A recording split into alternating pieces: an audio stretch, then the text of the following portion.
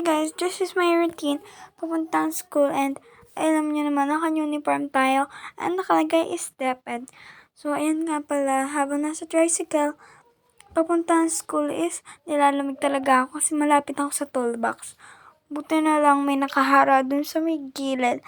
So, papakita ko rin sa inyo kung may yung mga friends kung ka-cute, joke lang. Charot, cute naman sila. Medyo. Basta ayun, papakita ko sila sa inyo. Then, kakaunti pa lang naman tuwing umaga yung tao sa classroom namin. More on is mga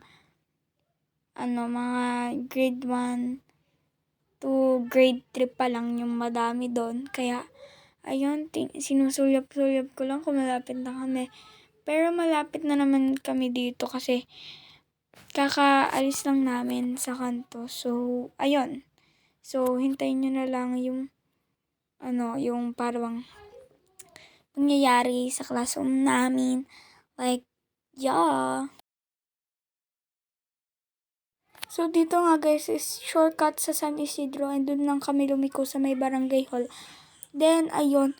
Kasi ang tunay na daan doon is papunta pa doon. Diretso pa and Octane then tataas pa. So, makikita nyo, may Alphamart kayo dyan makikita. Which is hindi pa nag-opening yun. Malapit pa lang mag-opening. So, ayan yung sinasabi kong Alphamart. Yan, nasa harap na namin. Yun yung Alphamart. Then, makikita natin yung classroom namin pagliko. Pero, zoom ko pa to kasi medyo hindi pa tanaw. Pero, kung sa personal tanaw na agad, ayun. Yun guys, yun. So, ayun. So, ayan, nasa tapat na ako ng classroom namin. Kaya, ayun, boses ko muna pakinggan.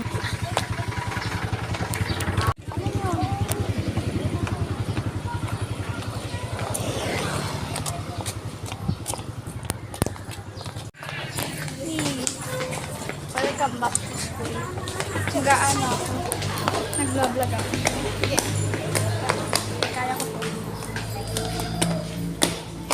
Taas ng hanggan. Harvard. Ano ito? Wow! Dito nga sa taas is more on view yung makikita mo. Kaya nagpapakit pa sa camera. Ipakita ko daw. Ako, sumali din ako. Syempre, kailangan. Ako yung may-ari ng vlog na to. Tapos dito, papakita ko sa inyo yung review ng mga bahay at view ng mga barko. So, ayan, nandiyan na din yun. Isa pang view ng mga barko. Pero mayroon pa isang view dun sa may gilid. And hindi ko lang pinakita dyan. May dala-dala silang tingting para hindi mag-agawan mamaya. So, ayan, lagi ko na to sa table ng teacher ko. Kasi bawal po kasi mag-cellphone sa klase. Kaya dapat nasa teacher yan. So, yan, nakuha ko na, hapon na. So, nakuha ko na, hindi ko na na-videohan yung paglabas ko. Kasi nakalimutan ko na, naalala ko na lang is kumakain ako merienda.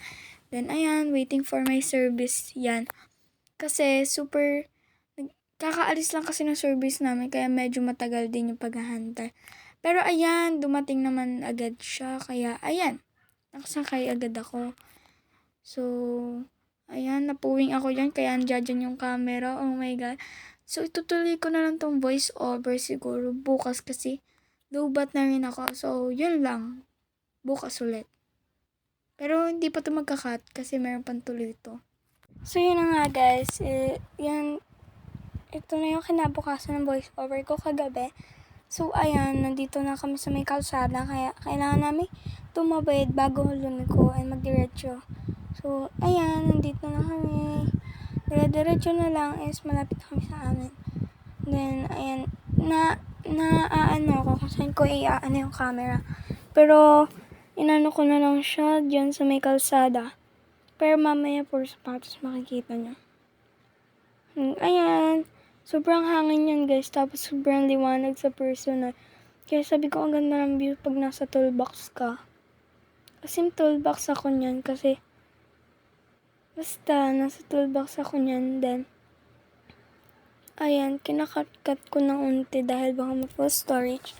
Pero, hindi naman siya na-full storage kasi kakunti na lang naman yung mga videos ko. So, ayan na nga, nandito na kami. Malapit na kami sa may kanto kasi may bumaba kanina. So, Ayan, malapit na kami sa may kanto. Then, ayan, lumiko na kami sa may kanto.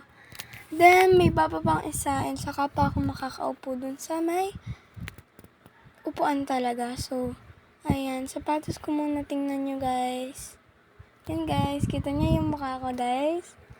Nag-mirror on the wall muna. Ay, grabe. So, ayan, sapatos. Yan, may bababa kasi dito, kaya ayan. Diyan kami punta. Then, ayan, sobrang lubak kasi. Kaya, ayan, sobrang maalog ng camera. And, alam nga namang i-stop ko to. Details ko to. Hoy! Details! Hoy! So, ayan guys, pataas na kami. Pero, medyo malayo pa dito yung bahay namin. Isa pang taas bago ulit namin maano yung yan, nagpakit muna sa camera yung mahagard na yung mukha. Dahil guys, di ba, nag-aral, stress. O, di ba? So, ayun na, malapit na kami sa amin. Liko-liko na lang. Yeah. Pakit ulit. Uy, nandito na ako sa may chapel. And look, o, di ba, chapel. Pero wala na masyadong nagmimisa dyan kasi yun na nga, wala masyado dahil hindi ko rin alam. So, ayan, malapit na kami dito. May bumababa lang. Kaya, ayan. May malapit na din bumaba dyan. Then, saka pa ako. Mahuli ako, te. Huli. So, ayan guys. Malapit na ako sa bahay namin. Sorry kung kaunti lang yung details kasi nga bawal talaga mag-cellphone. Kung pwede na mag-cellphone tuwing tanghali, is nagawa ko na. Pwede naman siya, kaso hindi ko talaga maisingit yung ginagawa ko sa pagbibideo at sa ginagawa ko sa school.